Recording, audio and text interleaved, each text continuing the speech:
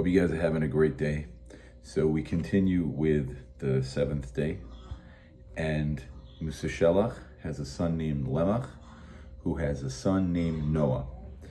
And everything that we've learned so far from Adam leads up to Noah, because this is the next big step in the experiences of mankind, is that the flood comes. And Noah is the one that has the continuity of the world. Him and his family survive, and the world gets rebuilt based on that.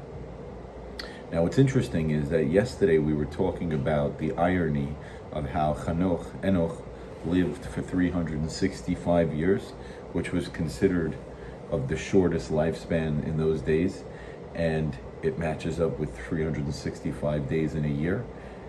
And so we need to remember to keep every day important and treasure it.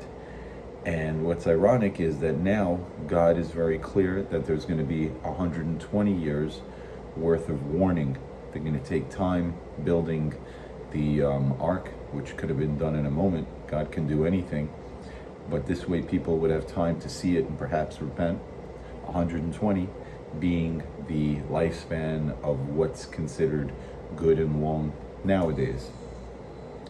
Now, the interesting thing here is that as we prepare for this coming week, the story of Noah and the ark and how the world gets replenished. So, first of all, Noah, his name, it means to relax, to have ease, because what he did, what he brought to the world was he created the kind of tools that were used to farm with. So instead of people crawling on the floor and ripping up thistles and things with their fingers and hands, so now they had all kinds of tools that they could basically manually do things, but without having to use their hand anymore. So what better choice of names for a person who's going to dig in and save the world? Now, in those days, we're led to believe that Noah was righteous and everybody else was bad, but that's not exactly correct.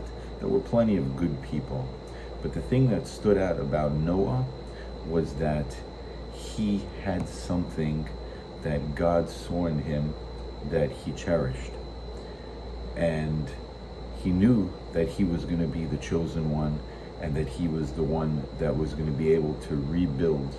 And it's a very exciting Torah portion that's coming up that tells the story of the flood. And I'm looking forward to sharing it with you guys. I hope you have a great weekend.